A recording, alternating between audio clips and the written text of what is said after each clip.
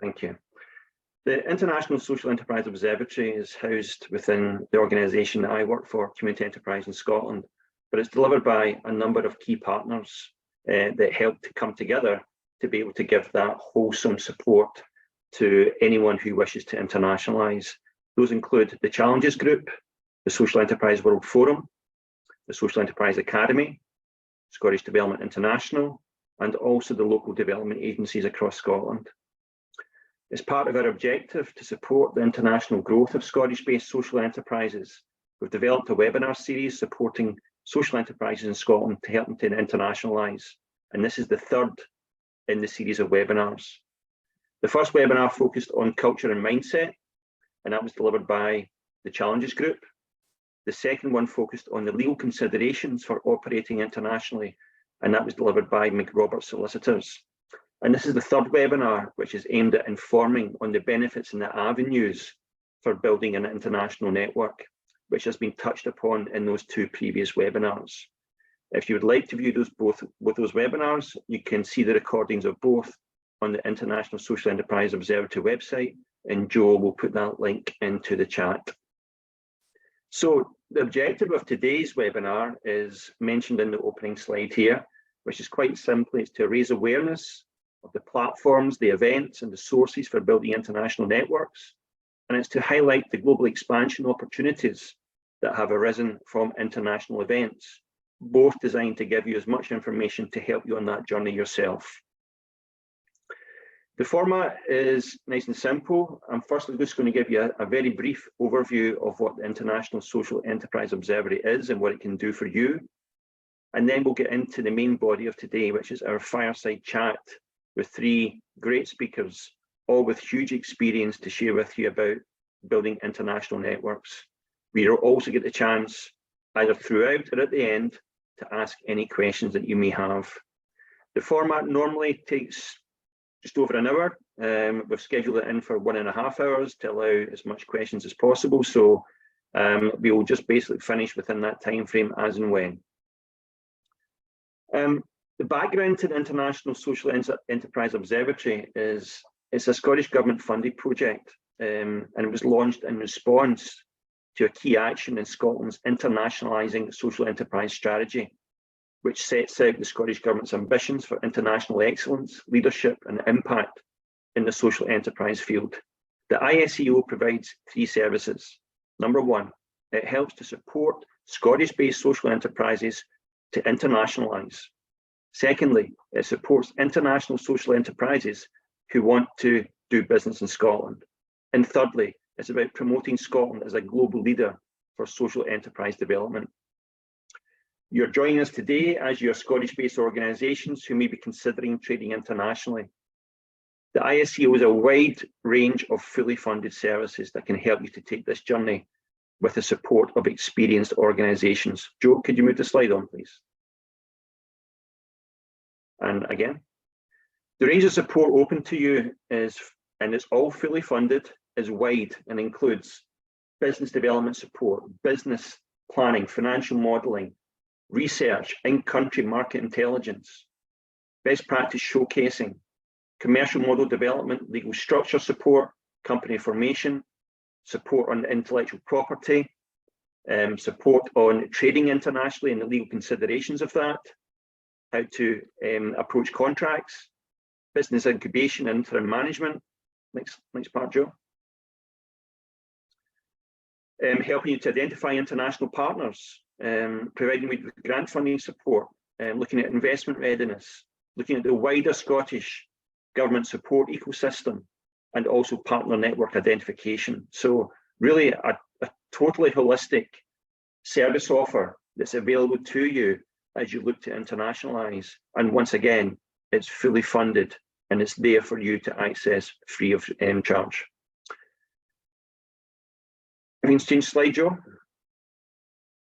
So let's get into the main body of today, which is our fireside chat. And today we're joined by three outstanding speakers. Firstly, by Jerry Higgins, who's the founder and MD of the Social Enterprise World Forum KIC, which is the leading annual social enterprise event held across the world.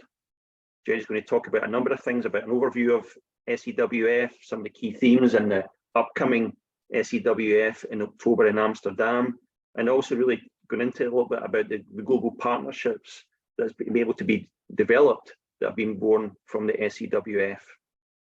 Secondly, we're joined by Jess Kent, who's the International Partnerships Manager for the Social Enterprise Academy. SEA is one of Scotland's pioneers and most successful exemplars in trading internationally.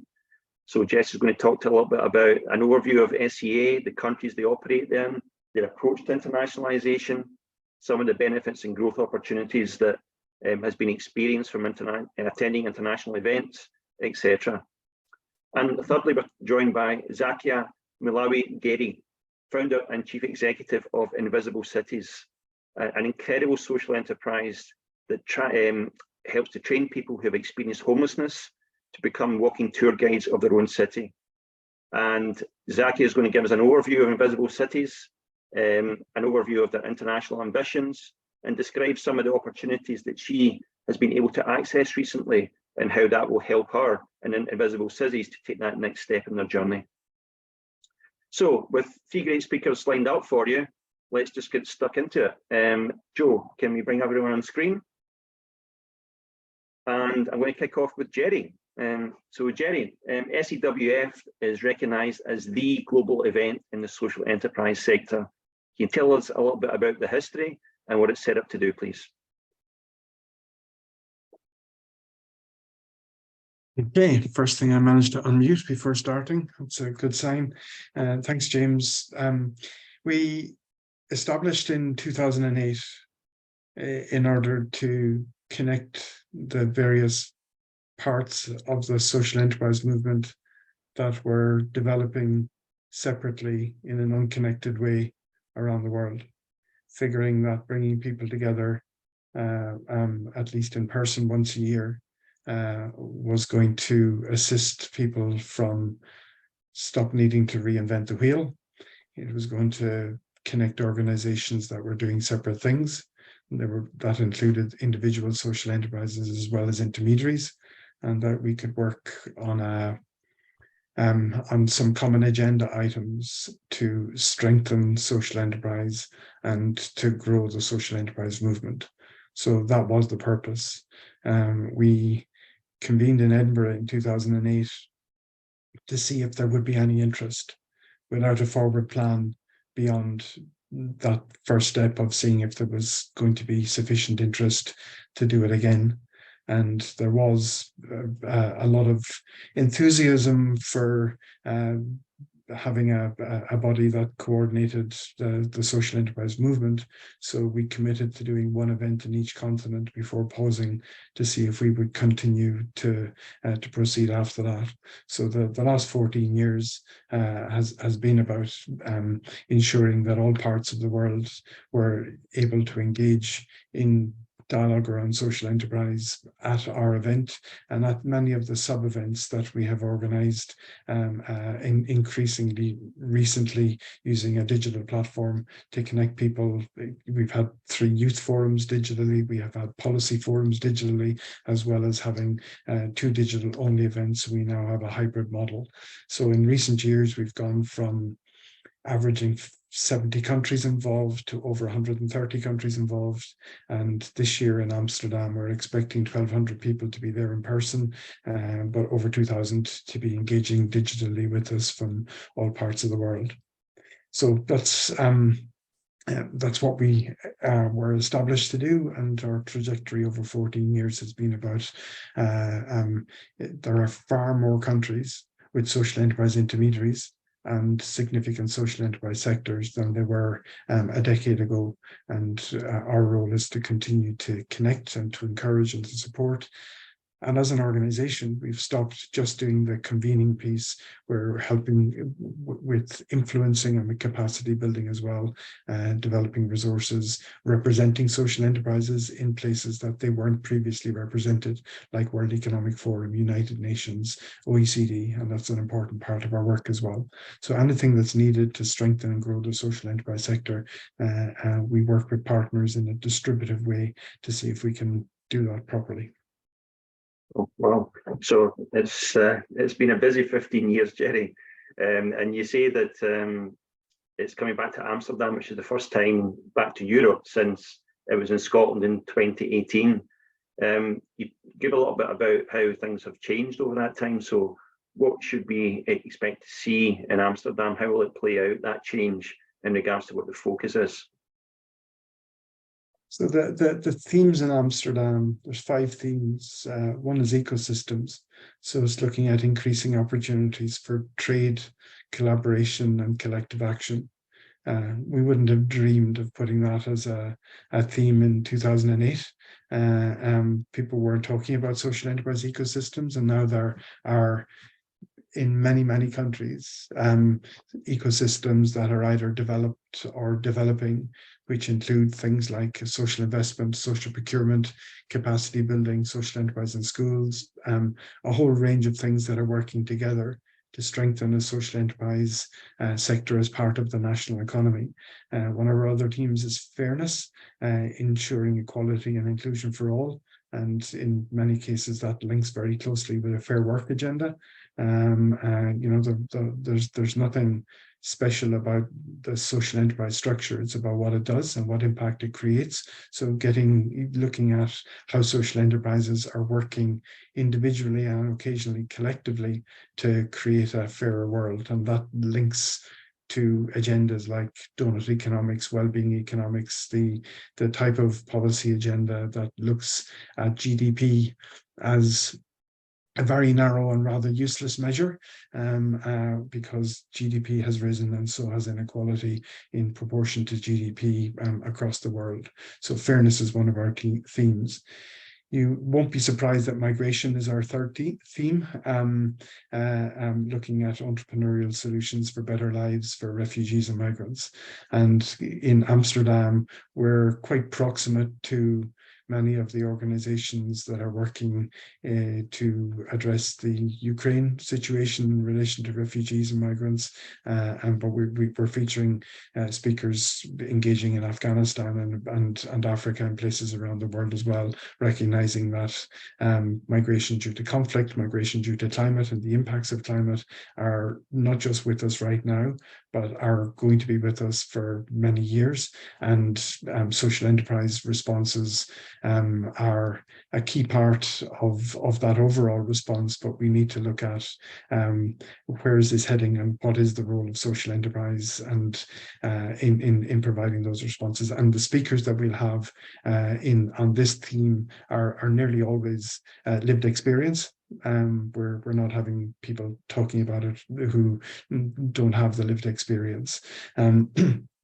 The final two, and I'll be brief, new economy. It's looking at, I guess, over the last 15 years, a lot of things have developed. There weren't B Corps as an option for companies or for startups 15 years ago. And we're going to explore in a number of sessions how there's models that are more around impact economy, which in some cases are corporates being less bad than they would otherwise be. In other cases, they're a really useful structure for a company to be entrepreneurial and to also deliver social and environmental impact, versus, I guess, the more traditional social enterprise, much of which in many countries is non-profit structure. So looking at how together the UN has adopted in April a resolution on the social economy. So that plays down into every country that's a member of the United Nations being obliged to reply on its policies and strategies for advancing the social economy. So we're going to be exploring some of that through the enterprises that are and the intermediaries that are working in it. And the final theme is living and trading within planetary boundaries. And that's a huge part of our approach. It's first of all featuring some of the innovation in the climate change agenda, social enterprises working to reduce carbon, and the fact that our attendance will be majority digital attendance as part of our own strategy in relation to living within planetary boundaries as well. So that's the conference agenda, with lots of networking, digital networking platforms. It's nothing like Zoom. The Hubolo platform allows for people to drop into rooms, speak to others, and then if you are fortunate enough to be there in person, it is quite unparalleled networking with people who share the same intrinsic values of a better planet. And fringe event on the 10th, 2 days of conferencing and study visits on the Monday and Friday. So a pretty intensive week. Yeah. How you explain the agenda for Amsterdam gives a real illustration of the development of the social enterprise dialogue that's happened in the last 15 years, the proliferation into different parts of the world, and also the depth of the dialogue across all range of areas now. So I think it's just a real reflection of the work that SEWF has done to lead that.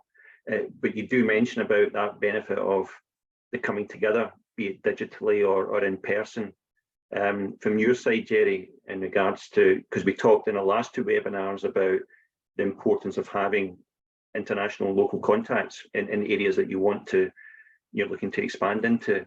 How important is that international connection from your side, and how have you seen SEWF be able to support organizations who want to take that journey to develop and connect those relationships to then allow them to then take that next step?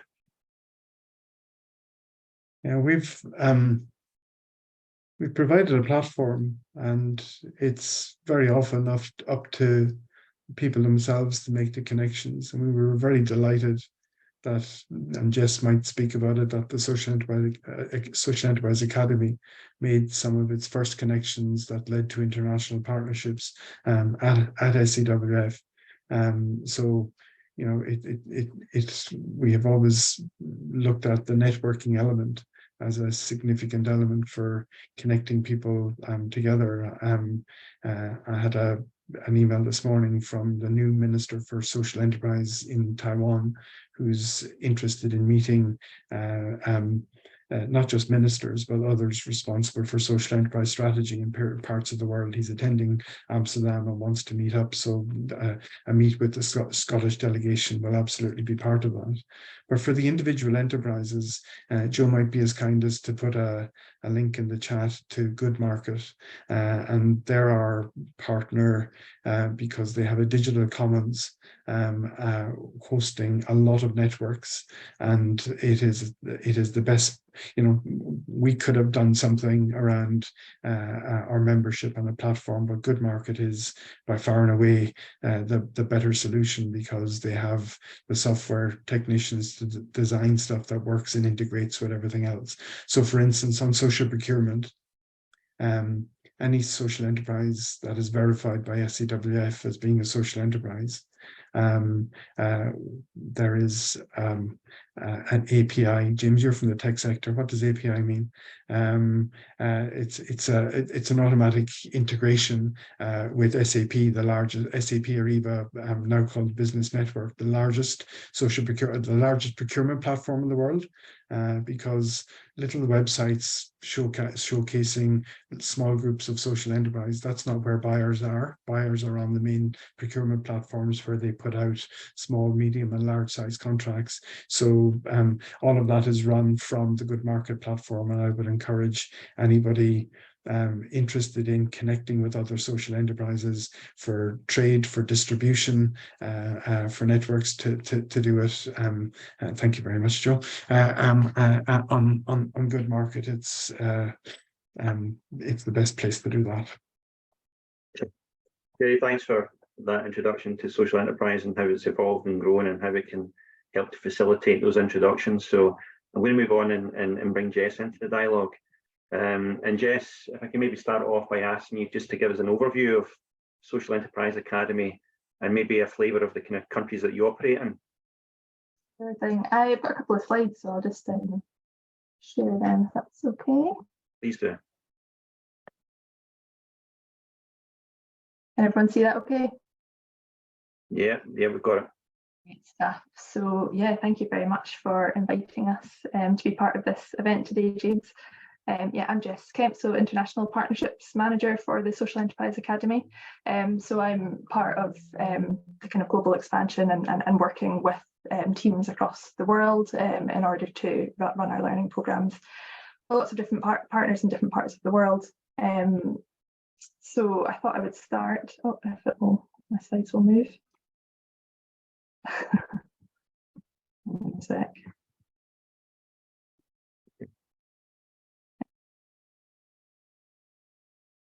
Oh goodness, it doesn't seem to be moving on my slides for some reason. It's frozen just now, is it? Yeah, maybe I'll just stop sharing. maybe I'll just chat. So maybe if you actually move on and then share again, Jess, that might work.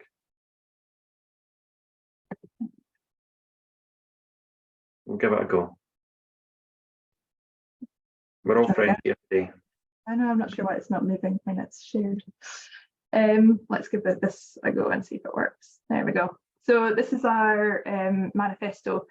And actually it's quite interesting just what Jerry was saying there about the social enterprise ecosystems sort of really bubbling up for this social enterprise world forum, because I guess our manifesto really talks to that. It's about supporting grassroots social entrepreneurs, those community sort of change makers within communities across the globe. It's about sort of bringing that together. It's about inspiring people within communities, and really starting with those change makers, those social entrepreneurs. They're the ones that are really galvanizing communities, and we're really seeing that across the globe. So I guess our manifesto, one becomes many, is the idea that social enterprise is really growing. It's becoming such a global movement, and it's about sort of empowering those social entrepreneurs to come together and to create change and to inspire others in their communities to do the same.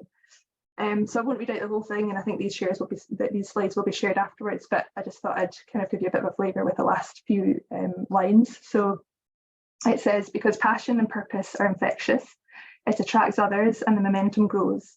One person will become 2, then 2 becomes 20, and 20 becomes 1,000. That's the magic happening. So never think you can't be the one to change the world. You're just where it starts. So I will, again, I don't think it's going to move on annoyingly. Let me just.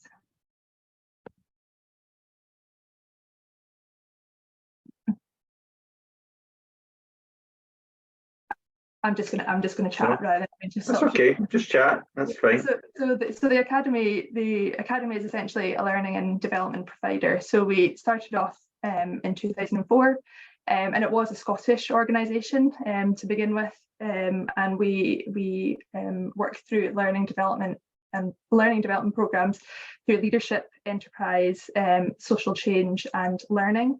And we run those programs through our adult learning programs, through our international side of things, which is what we're going to talk to more today, and also through our schools program. So we really, sorry, I'm just gonna, I'm losing the, sorry about this. That's fine, Jess, don't worry. So we started off Scottish, and then obviously you showed the manifesto. And how has that journey then evolved from that being that small Scottish organisation with a specific focus into the international focused organisation you are today and across the countries that you operate in? Yeah, so I guess that actually Neil, who's our chief exec, is actually on the call today. So I'm going to tell a bit about a story that Neil, that kind of inspired Neil, I guess. So he was at a conference back before we started replicating internationally, and he heard Mel Young speak from the Homeless World Cup. And Mel Young said, if you are doing something good, you have a duty to share it. And I think that really resonated with Neil. Maybe Neil will want to jump in later and say a bit more about that, but it was really a kind of pivotal moment for him to think, we've got this great model that's working really well in Scotland. It's really sort of galvanising Scottish communities. How can we share that in a more global sense? How can we bring this to other communities around the world and make it bigger than Scotland? So we started replicating. I guess there's two different ways to look at our sort of international expansion. One is that strategic approach, And then also the opportunistic approach. So if we're looking at strategic, I guess we've had a lot of support from the Scottish Government is the first thing to say. And you already spoke to that earlier, James, but the Scottish Government's internationalising social enterprise strategy has been a real sort of route into expanding our work. So that's allowed us to open new global markets in China, Pakistan and India to begin with. And that allowed us to open up new hubs there, which are our teams of social enterprise academy staffs working in different countries. And it also allowed us to develop an accelerator model called Impact Link across those 3 countries. And that took place over 3 years. So it was a sort of sizable program there to really allow us to expand our reach into those countries and to test new models and to really work in those contexts and really understand those contexts well. And that Scottish Government strategy also allowed us to work in Zambia, Malawi and Rwanda. So taking that strategic approach by kind of going through the Scottish Government strategies was a really great way for us to expand our work. Okay, so understanding that strategy and hanging your development plans, you know, aligned and off of that made perfect sense to help you to not just to initially grow, but then to compound that growth into, you know, places right across the world. Going back to maybe the other side of that, the opportunistic aspects, and I've been lucky enough to be at one of the Social Enterprise World Forums, and I've seen Neil have that dialogue in the back of a minibus coming back from one of the events. So I know that just bumping into people and just having that dialogue about what do you do, and then taking it from there is so beneficial. Maybe if you can maybe just amplify a little bit about, you know, the role that international events or initiatives or networks have actually played in helping you to develop as an organisation.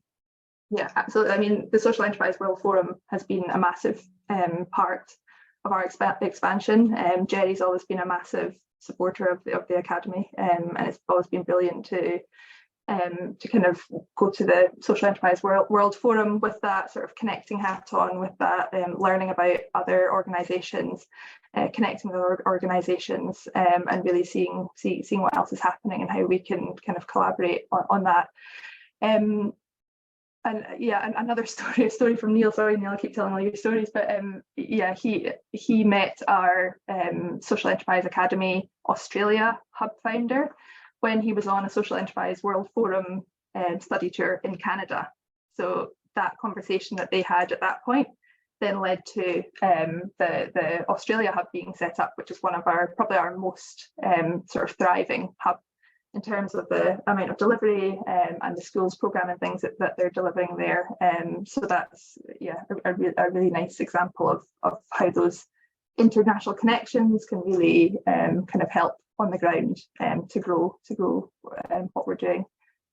And yeah, I guess Jerry's role in supporting our expansion, creating opportunities and building our profile around the world has just been fantastic. And yeah, looking forward to going to the Amsterdam event as well, for sure. Brilliant. Thank you, Jess, for giving us an overview of SEA and telling some of Neil's stories. Neil, I've got other ones you may not want me to tell, having been away, so we'll stop it there. If I can then bring Zakia into the dialogue. Zakia, could you give us a little bit of an overview of Invisible Cities and tell us about how you formed and how you came to be?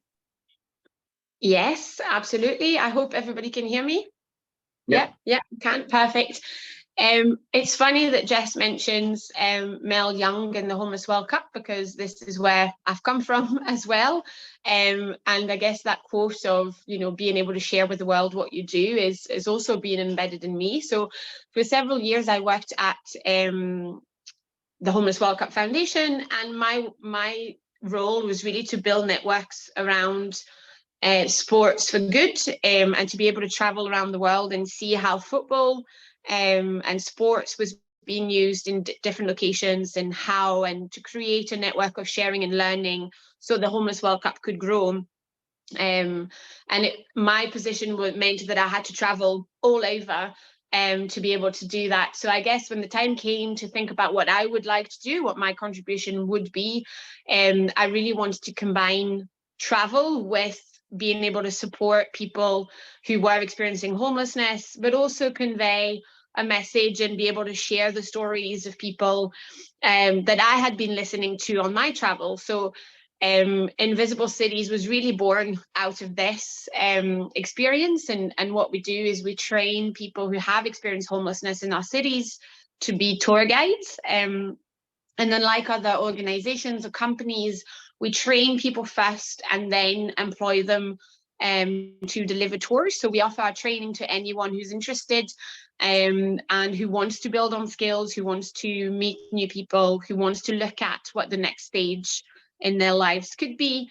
And then we hire a guide and employ them to deliver tours from the groups of people that we've trained. So it was a one-woman band for a few years, and during those years I also was part of the international team at Social Enterprise Academy, so it's always a delight to be part of the same event. But for the first kind of couple of years, I trained a group of people in Edinburgh and trying to kind of get an idea of what Invisible Cities could look like, the type of content we would put out there, the type of tours we would be.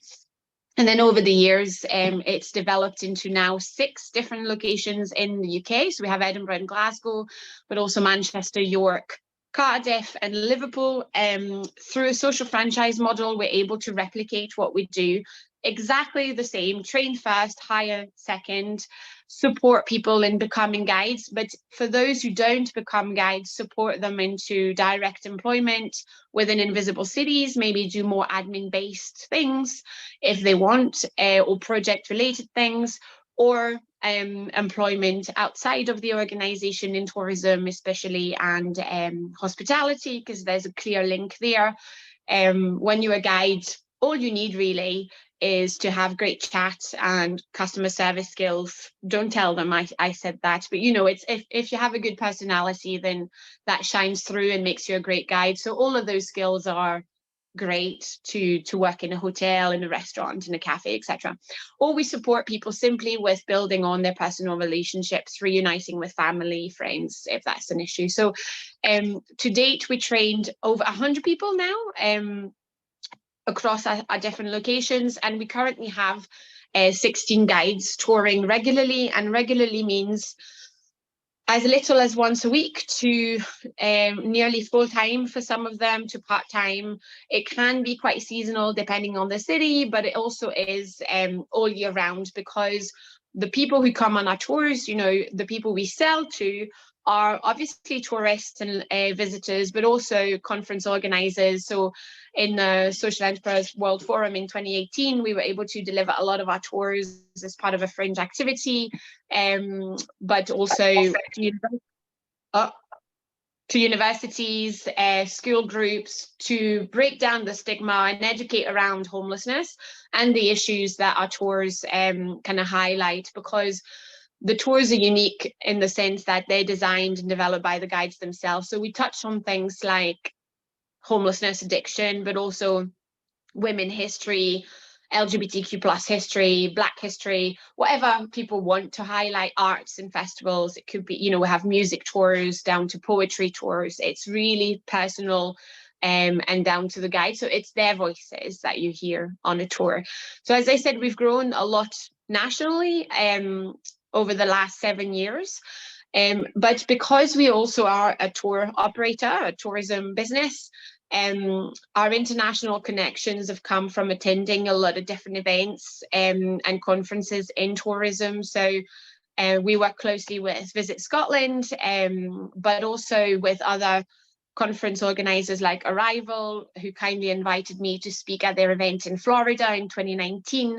So I feel that in the tourism world, the international connection is a natural one to have, and there's a lot of collaboration and kind of knowledge sharing when it comes to running a tour company, and we offer something that is so unique to what other more kind of mainstream operators offer, that what we try to bring to them is probably a way of doing things slightly differently, And what they offer to us is how to be more efficient and, more profit making, all of the things that they know how to do as operators. So we work with big brands as well, which has enabled us to tap onto those international networks. So people like Airbnb, people like Arrival, as I said, which is a big company, but also some of our customers, which are like TED was a big customer, has been a big customer, and they are already implementing internationally. So for us to be able to tap into these networks means that now we're at a stage where we are looking at what an international expansion would look like, where we would be, how we would do things, and how we would approach it strategically as well. I hope that's a good overview. I mean, we've not met before, but I've seen Invisible Cities from afar and seen the growth and admired. I think it's just a fantastic social enterprise, and the work that you've done in the last 7 years is incredible. Just on that very last point that you make there about that strategy for growth, and going back to the point that maybe Jess made about initially being opportunistic and then strategic, has that been an experience you can subscribe to, or has it been different for you? 100%. So I think we have been very organic, even in where we expanded nationally, and responded to interest rather than actively went for different cities and partners, which means that now we're having historical problems, right? So one of our cities, Manchester, is going well, but strategically wouldn't have been something that or a location we would have gone to, for example. Now I think our ethos and our in our values and our strategic kind of plan, everything is led from our guides' perspective and the people that we support, so our beneficiaries, if you want.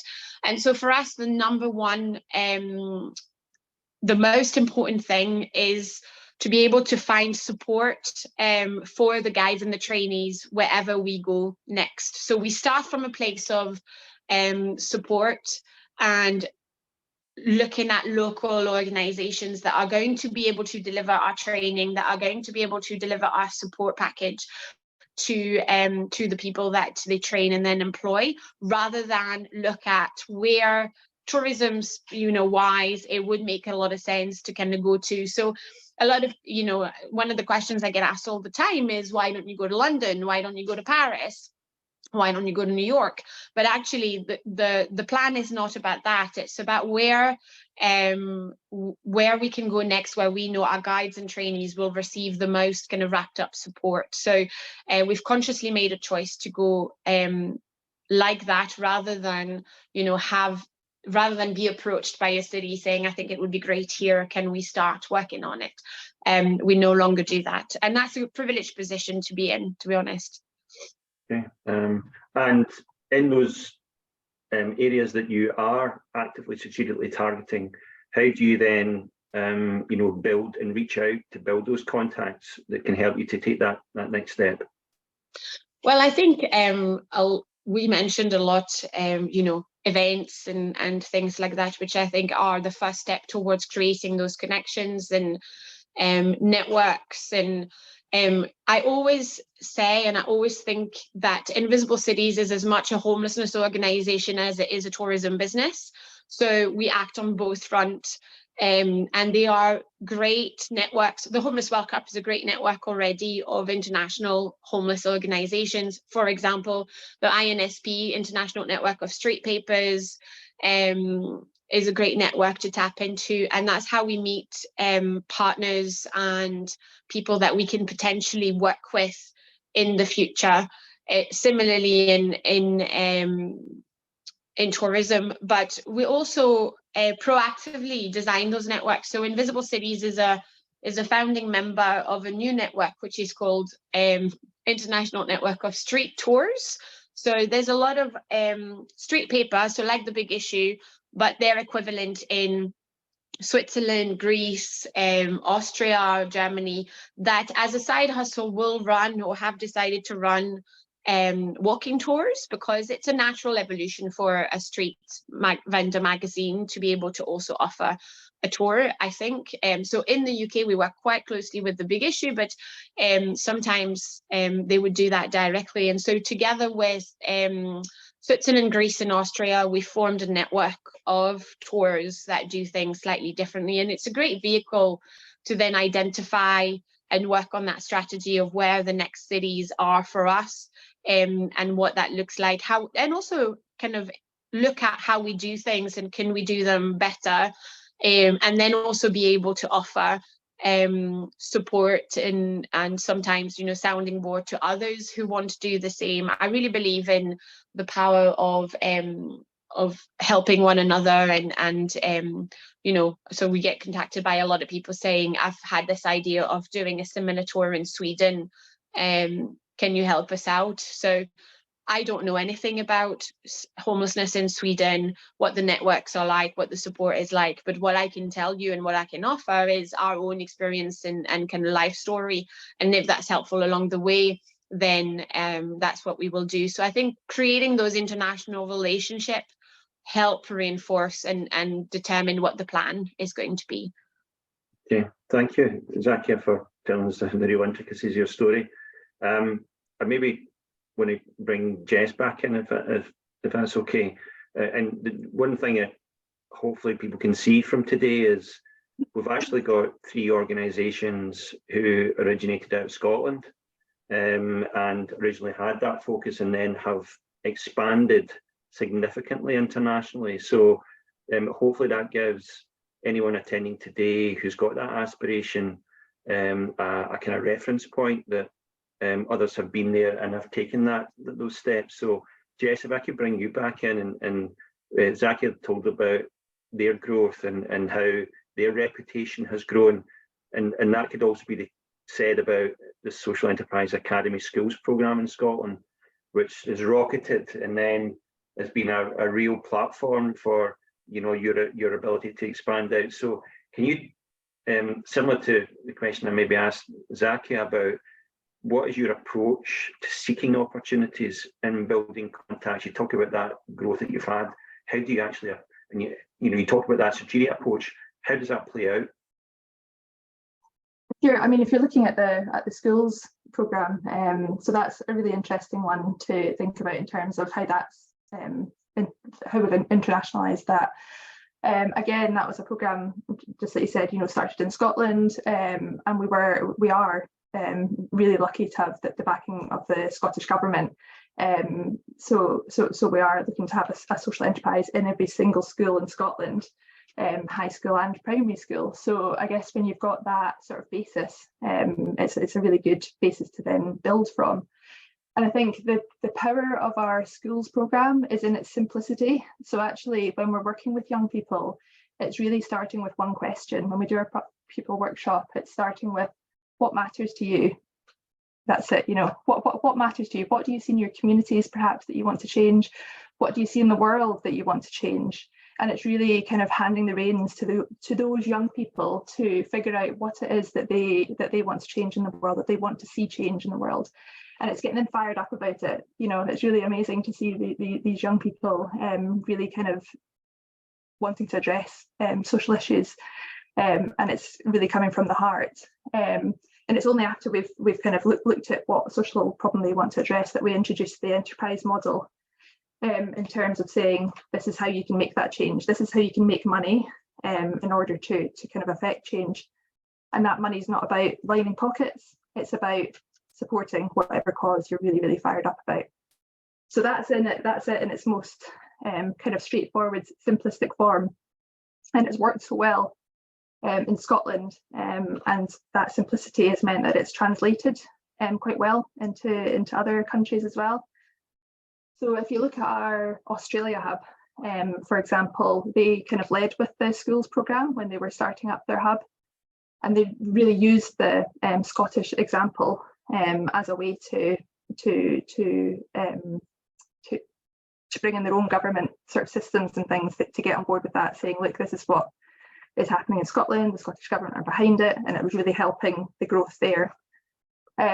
it's also helped with the other countries that we're working in terms of our school program. So we've got the schools program running in London, Australia, Malaysia, I've forgotten one of them, Egypt is the other one as well. So all these incredible change makers happening, happening in different countries through the school systems. So yeah, I guess that kind of shows how we've grown something from, again, going back, if I could come in, Jess, at that point, going back to the point that Zakia made about people say, why not Paris, London, New York, maybe obvious places, and it's a decision made by her that they're not going to go down that route. There's certain criteria that any location must meet before they then make that decision. Is that also the case with SEA? Yeah, it's interesting actually, because another thing I wanted to talk to in terms of our expansion was our accelerator model. So last year we worked with Ernst & Young Foundation around accelerating what we're doing, and actually like accelerating that to different countries. So starting with with sort of some like research around which countries in the world are supportive for social enterprise that would have that.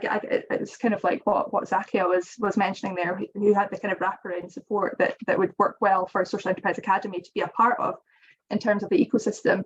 So that was a really good starting point for us in terms of looking at which countries, were kind of ready for this sort of learning and development support to come in. You're talking about like challenges and things faced as well. So although we had this model ready to go and we were looking to accelerate quite rapidly, it was difficult timings wise in terms of what was happening in the world at that point. We were coming out of COVID. It was the aftermath of COVID. We had the Ukraine war, which Jerry mentioned earlier as well, and that was kind of affecting the world, and also the cost of living crisis. So we find that when we were approaching funders and things, they were quite rightly, supporting those on the front line, because of those challenging situations globally. So that was quite a learning for us, that we actually had to do that in a more in a slower pace, really. So we are still, we're able to use that research and look at where we should be kind of focusing our energies and things, but taking a slower approach and actually working really closely with our existing hubs as well, and making sure that they're supported, again, going through these difficult, challenging global situations. It's good to kind of check in with hubs and be working really closely with them in what we're doing.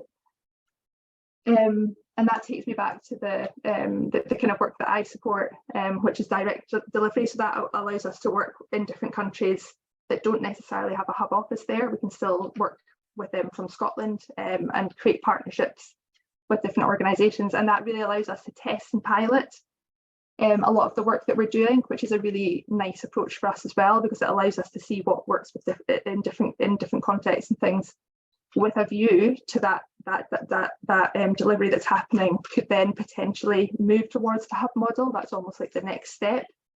So it gives us a bit of an opportunity to really get to know those partners well.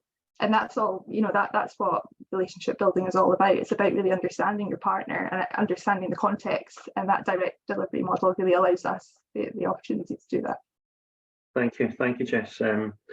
Just a wee time check. We're 5 to 1, and so what I'm going to do is ask them a couple of questions, and then give everyone the opportunity to come in and ask any questions to Zakia, Jess, or Jerry directly. So if you can just start to think about those and either put them in chat or just ready to raise your hand after a couple of questions to come. I'm going to bring Jerry in at the end, and really, Jerry, you gave a real reflection and vision about how the growth of Social Enterprise World Forum has happened. You then kind of gave an idea of the kind of, I suppose, the layer of dialogue that's now started to evolve and involving different global partners now into this dialogue. How can you maybe just give us some background about how those global partnerships come to be? How did they evolve, and then how do you actually take them and develop them into ones that are beneficial for everyone? Yeah. I think how they come to be differs depending on the type of organization you are and what you do. There are some organizations, I won't name any, that are very well connected with international groups, with corporate groups, and they turn up in anywhere where there's dialogue around the social economy, um, uh, but they have a distance from frontline practitioners, individuals, and organizations. We've taken a very different approach. We didn't take on any significant sponsorship in the first 10 years of existence. We built relationships with social enterprises individually and through national intermediaries. And I guess the intermediaries like Social Enterprise Scotland, Social Enterprise UK, Social Enterprise Netherlands, Social Enterprise Alliance in the USA, all of these are our primary stakeholders because we engage with them to reflect the interests and the priorities of social enterprises around the world. So I think our arrival into some of the areas where there is policy dialogue and infrastructure and ecosystem dialogue was later than many, and our invitations were because we were unique in our ability to reflect the interests and the issues of frontline social enterprises, and we became a pain in the ass by indicating that people were missing the point in much of the dialogue. They didn't have practitioner perspectives, and the stuff that they were trying to advance. I was in dialogue 2 years ago around corporates joining social procurement, and many of them thought that this was a corporate invention that was recent, and they have to be respectfully but firmly brought back to the fact that Canada and Scotland were doing this in 2007, 2008, and on the back of the government interventions on procurement, the corporate sector has been, in many cases reluctantly, in other cases not, brought into this arena. And it's good that corporates are now taking this forward as a major issue. So yeah, we are a small organization. There are 9 of us in 7 countries, many people part-time, and we need to be respectful and mindful of our own capacity and pick the type of dialogue and the type of agency and network that we can afford to spend time on, what is going to have the biggest return for social enterprise. So we're happy to engage with the United Nations because that's going to push, particularly in countries that don't have a 10-year social enterprise strategy like Scotland does, or a minister with responsibility for social enterprise, or a social investment fund in places like in continents like Africa. This UN resolution is going to have more impact than it will in countries where there's already a structure on social enterprise. And James, if you wouldn't mind, I just want to mention one initiative, and Joe, if you could share the slide. We in speaking to businesses that want to buy from social enterprises and speaking to companies that want to be able to recognize social enterprises for discounts, they haven't been able to do so outside of 1 or 2 countries, because social enterprise means something different in many countries around the world. So we have a verification system that we use at SCWF, and it's really easy in Scotland and in other countries where there's already a legal structure for social enterprise and an intermediary. We work hand in hand with that intermediary to say, well, if you've already gone to the bother of verifying or certifying social enterprises, there's no fee. We just will give you the link to the Good Market platform, and your members can be verified by us free of charge. But the problem that was identified was groups like TechSoup that give huge discounts and pro bono services across all the major tech platforms like Google, Microsoft, Adobe and others, that can result in thousands of pounds of savings to social enterprises.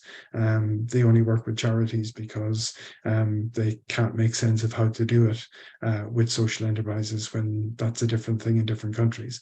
So we expect in October to announce that TechSoup will be working with verified social enterprises so that any non-charitable social enterprise in Scotland that isn't currently able to access those discounts can do so. The API that I mentioned previously with SAP, they've been unable to identify how they can get their buyers to be able to recognize a social enterprise, and this is the way we're going to do it. So we're changing SEWF verified social enterprise to People and Planet First, because that is the way that many organizations that don't use the term social enterprise, they might be a fair trade enterprise, a social cooperative, a regenerative enterprise, or you translate social enterprise into French, it doesn't mean anything.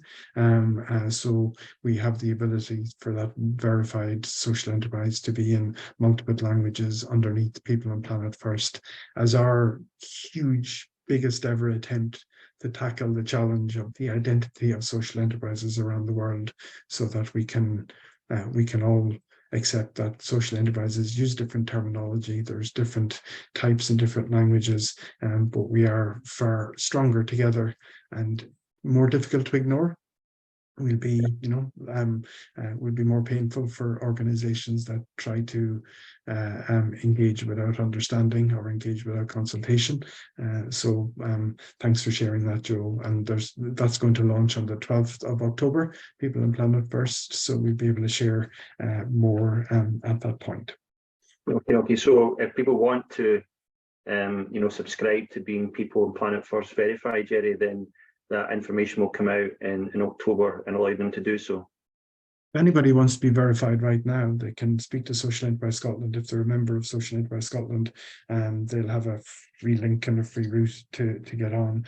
If somebody isn't, that's the route we would encourage people to take. But around the world right now, today, if an individual social enterprise wants to go onto our website and follow the verification path, we will award them the People and Planet First branding if they get through the 5 criteria that we assess on, and we'll award them that today. We just have some guidelines around not publicizing it. It's a bit crazy to award a different badge, which will be defunct in a month. So we're awarding the new badge with some guidelines around publicizing it ahead of launch. Okay. Thank you for bringing that to everyone's attention, Jerry. I think you've taken a very difficult nut to crack and given a real, very, very simplistic and a really striking kind of way to do that. So I say very well done. But I'm getting kind of to the end now, and I just want to maybe ask you for some advice and maybe bring back a couple of points. You talk about, first of all, become People Planet First verified. You talk about good market, get yourself visible on good market as well. 2 great tips. I think maybe also some people will be maybe surprised when you say there's only 9 and not even 9 full-time equivalents in SEWF, given the scale of the impact that SEWF has. So hopefully, I go back to the point I made earlier about, organisations that are on the call today, hopefully taking inspiration from Social Enterprise World Forum, Invisible Cities and SEA, coming from that small start and then having that global impact. If I'd ask you just to maybe think about one last bit of advice for anyone who's at that stage of thinking about starting internationally and growing, any tips of wisdom or kind of key things to keep in mind that's important for you to think about? I don't do very well in tips and wisdom. It assumes I know something. I think just probably 2 things. One is that many of the social enterprises that we engage with that work effectively internationally didn't start off with a plan to be an international social enterprise working at scale across multiple countries. Sometimes it started off as a solution to a local problem that enough people, that was so effective that people saw the value of its transferability to other solutions, so that others would have the ability to use that method or model to address their issues. And back to Mel Young's responsibility to transfer, there's a whole range of ways of doing that. But yeah, just if you're in a small enterprise with an example of really good practice and something which is effective, don't be discouraged due to your size, your location, to move to potentially bring that to different markets. I would advise that if your organization is having financial challenges and somebody tells you that part of your service or model is franchisable as a way of generating income, it almost never works. That's not the way your own internal financial needs, that's not the way to approach it, because to develop something as a revenue generating opportunity requires a very significant level of investment to make sure that something works in one culture, one country, one community, one context, is able to be scaled into a model that is genuinely replicable elsewhere. Whereas if you have a more open attitude to transfer of your service, your knowledge, your expertise, it's a much easier proposition to find partners. And when Jess was speaking earlier about the partners the Social Enterprise Academy has, and when Zaki was speaking about not operating in certain countries, for me the key issue is value fit. Partners you like, partners you trust, and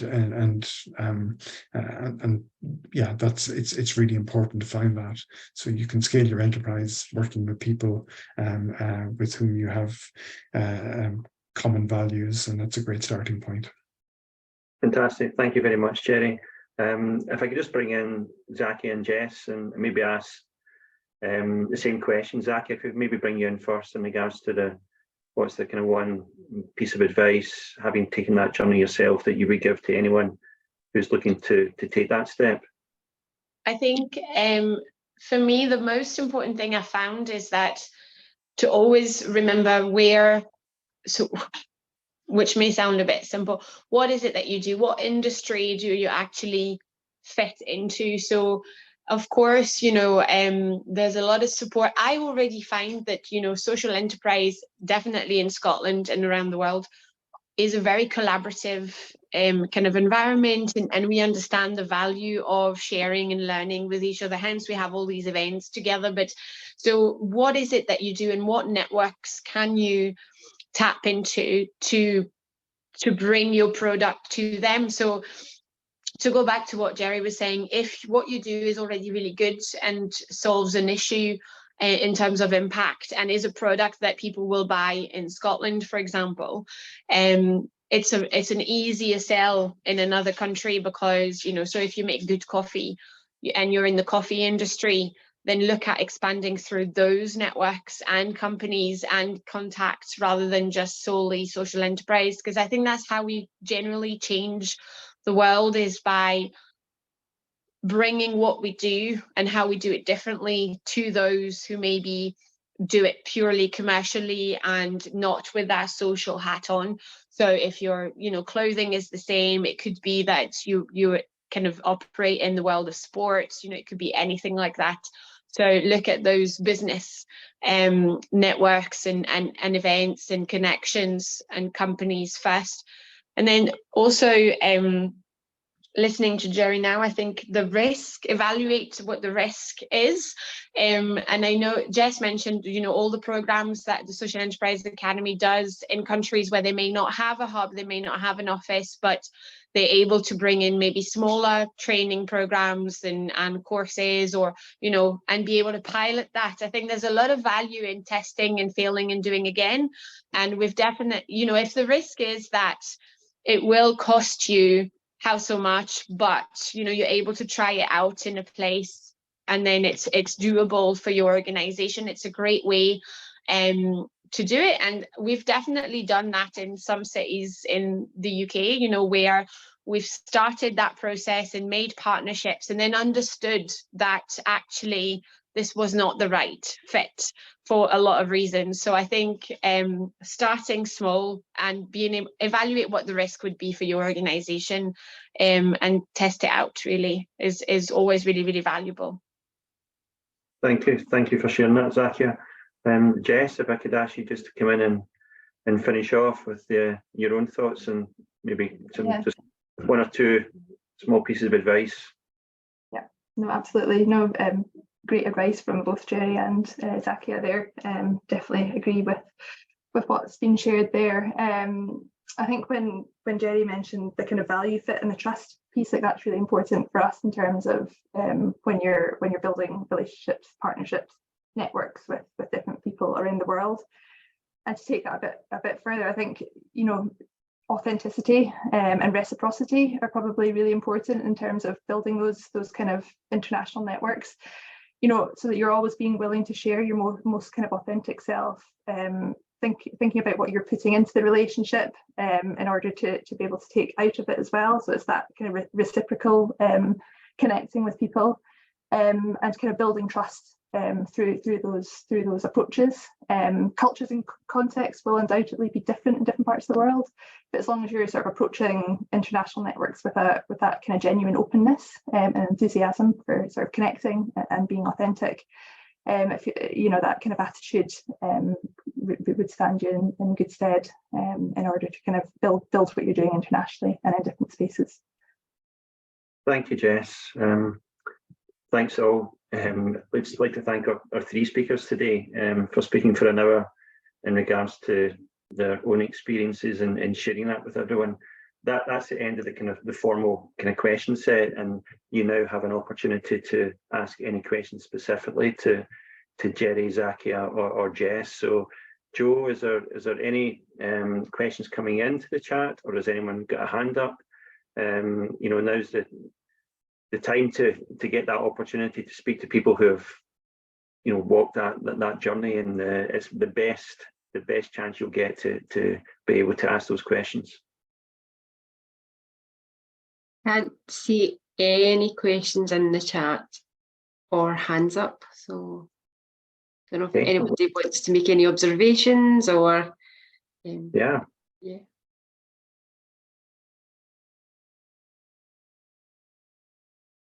No. Okay. Well, come in, James. Just Neil. Yes.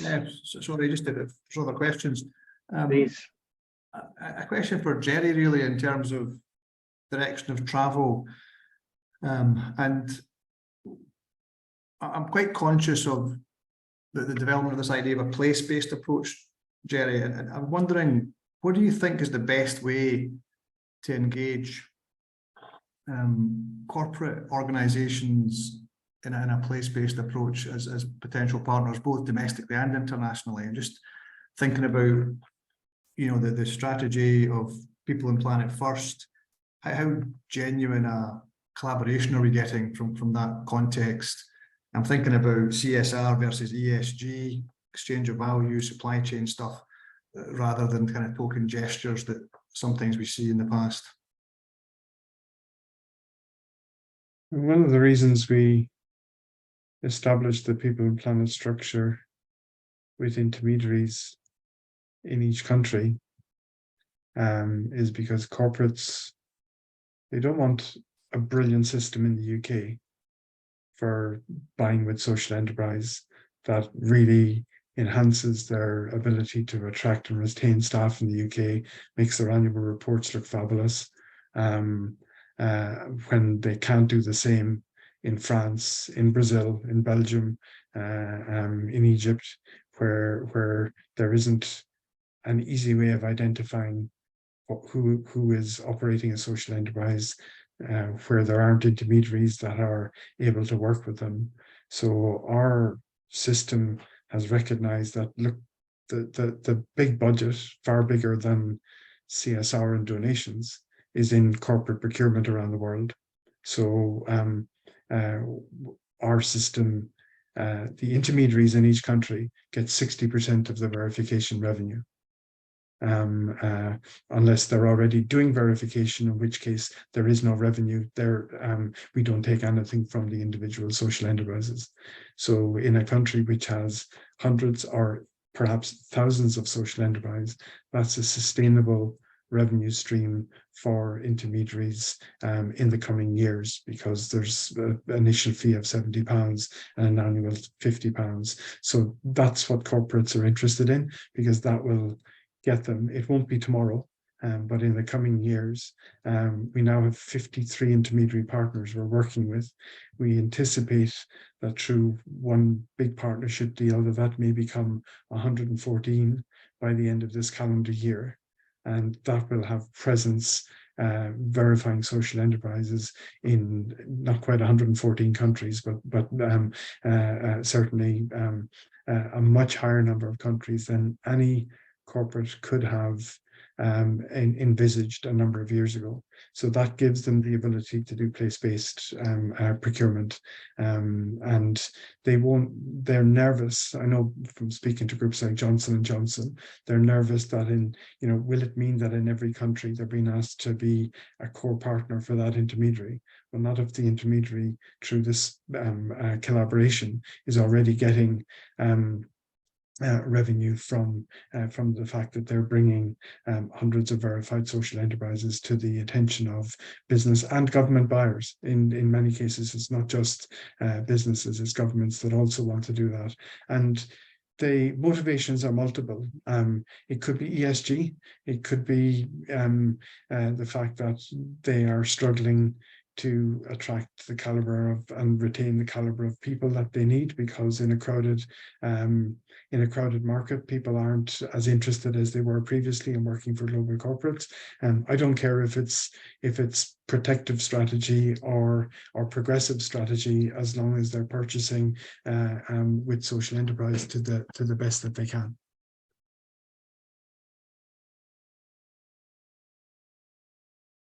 Thank you, Jerry. Neil, anything you want to come back in, Jerry? Because we talk about corporate as well, and obviously know the work that you've done with people at IKEA and building those relationships as well. So interested to maybe also hear your experience.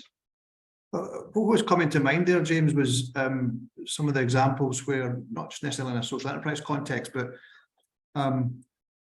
one of the challenges in a corporate context is a small social enterprise selling to a large corporate often don't have the capacity to do so.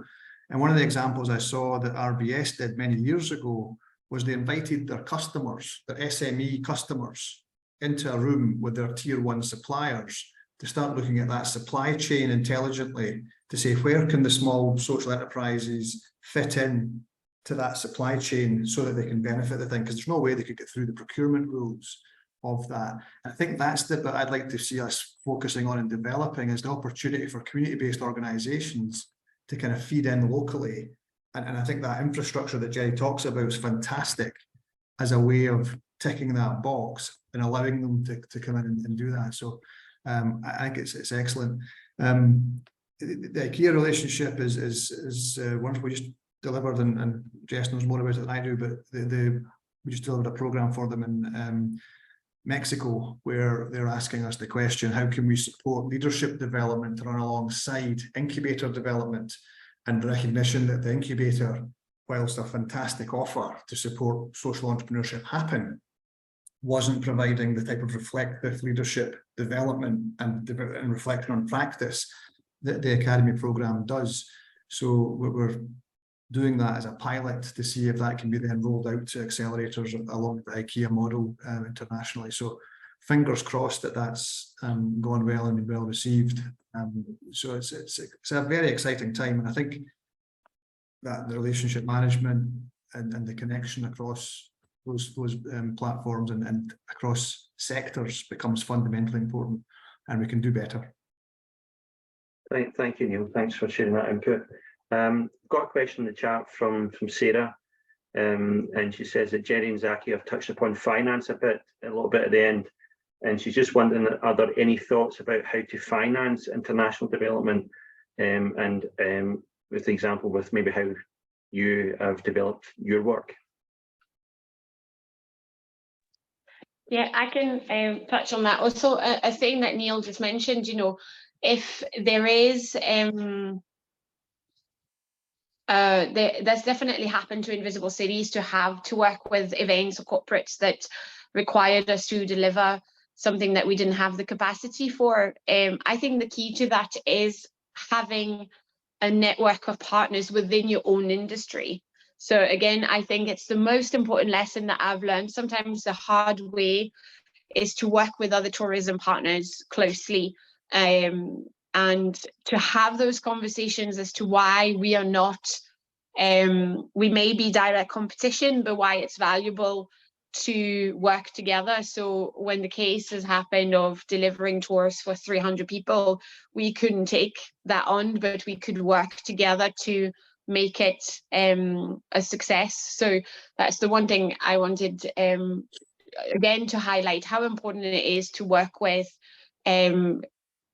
people in your sector. So for us in tourism, in terms of financing, we've developed a social franchise model, which is how today we are able to take what we do to other locations, because that comes with a cost. But also before that, we've been able to access funding through organizations like Passport to look at developing that strategy and plan, and to look at what that would look like for us. So we worked very closely with the franchise company UK, which helps any kind of business, big or small, look at franchising their products. And they'd come up to Edinburgh for a whole week to look at what we do and how we can take that forward to other places. But also working with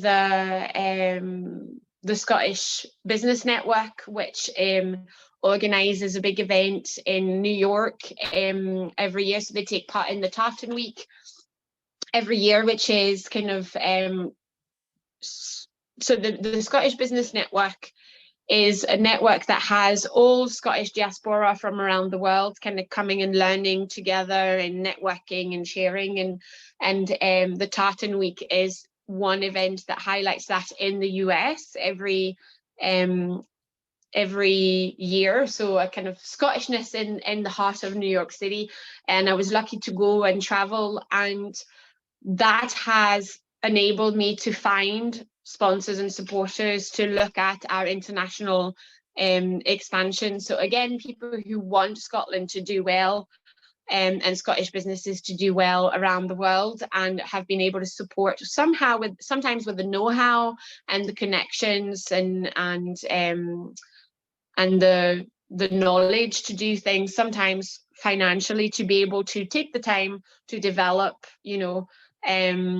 a plan, or to go and explore different locations. So I've thought about it in two steps, which is one, the plan making and the strategy and the development, and how do you fund that, and then once you have a plan, how do you actually go to these places and pay for that, really. I don't know if that's been very helpful, but no, it's your experience, Aki, which has been successful, so it is helpful. And what I would say to Sarah as well is, the International Social Enterprise Observer is here to help. You can inquire, we'll get an inquiry at the end, and we can provide you with that support. When I say we, it's that coming together of CEIS, the Challenges Group, it's Social Enterprise Academy, it's SDI, it's whatever. It's based upon what your needs are, and then having the ability to then provide you with that support.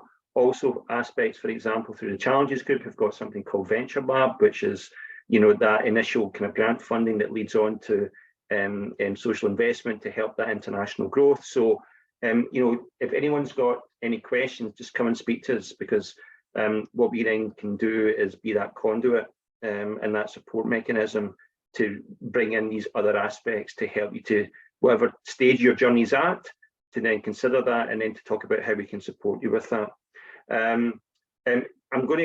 Danny's got a question, Daniel's got a question, but I'm going to give Jerry the chance to just come in, first of all, in the dialogue that Neil had about IKEA. So Jerry, you want to come in and give some thoughts on that, and then Daniel, I'll come to you as well. Just briefly, IKEA have a subsidiary called IKEA Social Entrepreneurship, and we hold some of their practice up as a model of global best practice, because you might think, having bought Billy bookshelves and various other brands of homeware from IKEA, that suppliers need to be able to do the entire market. For IKEA and any other corporate that thinks that many social enterprises are going to be able to supply all their catering needs in the UK, all their waste management needs in France, that's not going to happen, or typically it doesn't happen.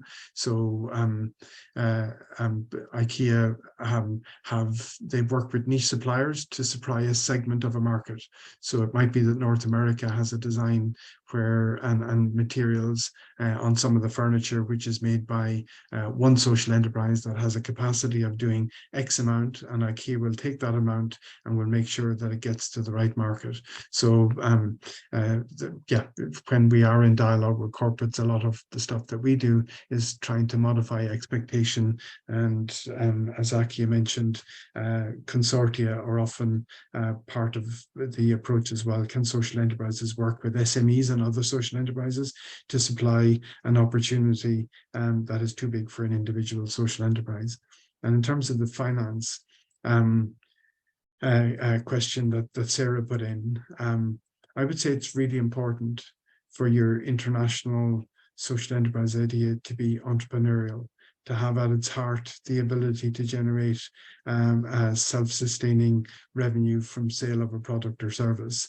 If you're going to go from a domestic activity to an international activity, there are some organizations that will support your startup, but it's a more narrow range of organizations than if you're delivering a product or service to a Scottish audience. And then when you're looking for ongoing revenue funding, it dwindles to a complete trickle if your beneficiaries are not in the country you're based in.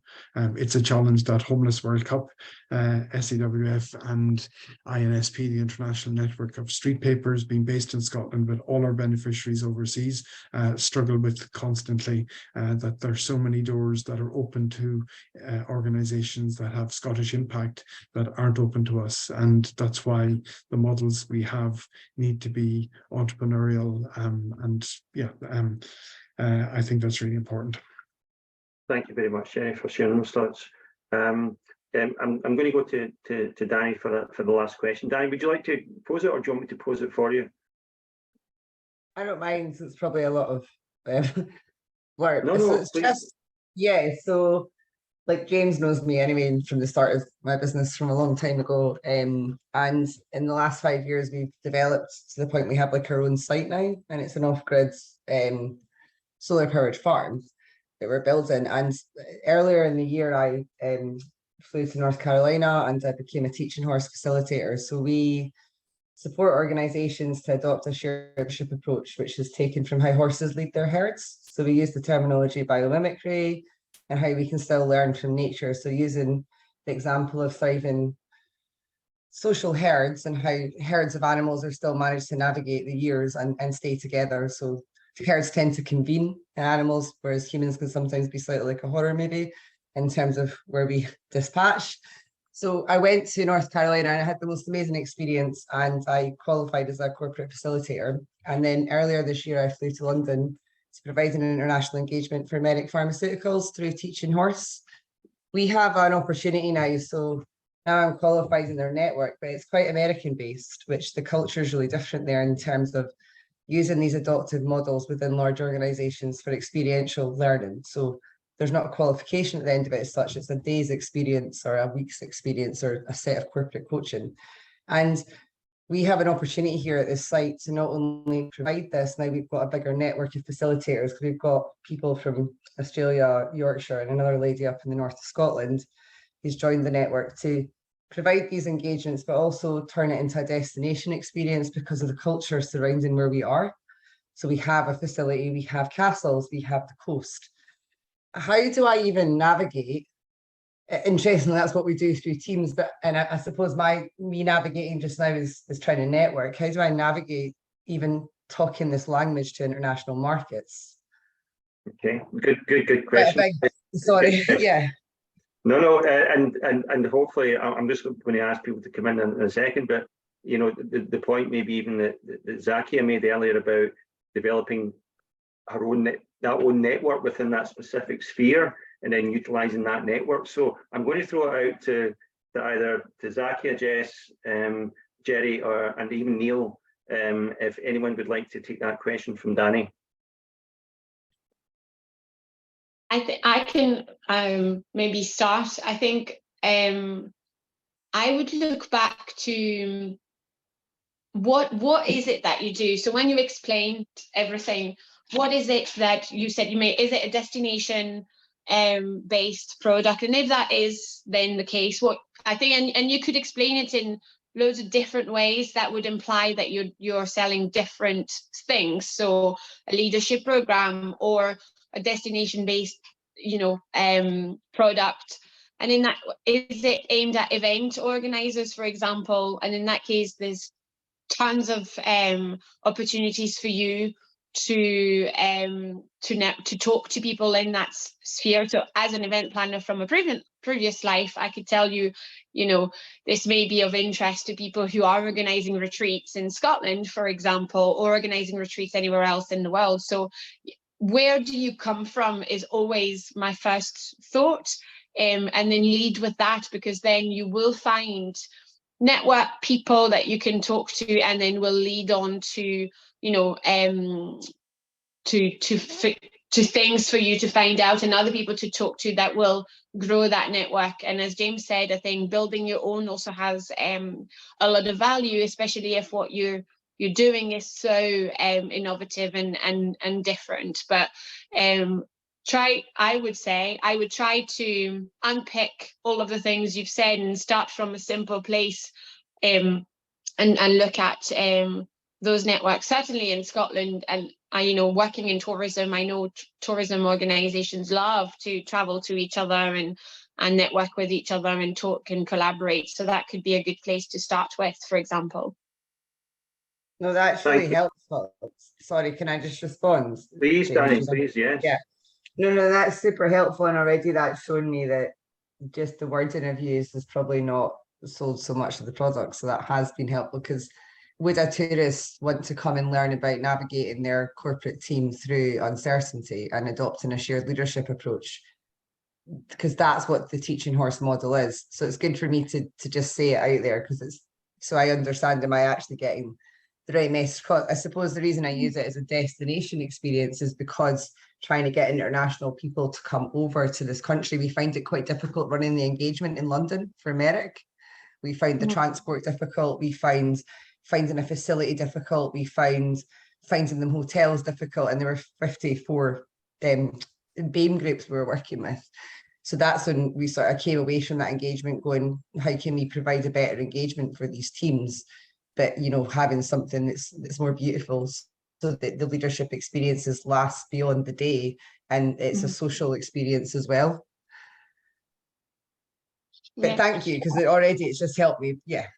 If I can share a very, very practical thing, is one of the things I can't remember when I did that, but I think I took part in a program with Social Enterprise Academy, and one of the exercises we did was look at who our customers were and do profiles on them. So we went really, really deep into that, which was, so for us, always take it from our point of view, is this type of traveler, this corporate client, this person, and that's enabled me to tweak my presentations and my way of explaining what we do to whom and who are our, and I can share that with people easily when in the context of Invisible Cities. Who are the people that come to us, or that we want to come to us, and what do we provide for them? And it's not because you focus on one part that you don't deliver the other. It's not because you would, you know, talk about it as a leadership program that you're not also a destination business or whatever else. But I think it's a very, very helpful exercise to do. Thank you, Zakia. I think we could probably go on here, but I need to have responsibility as a facilitator to stop. It's been an hour and a half, and it's been quite full on. The last comments, I hope everyone's enjoyed today and learning from Zakia.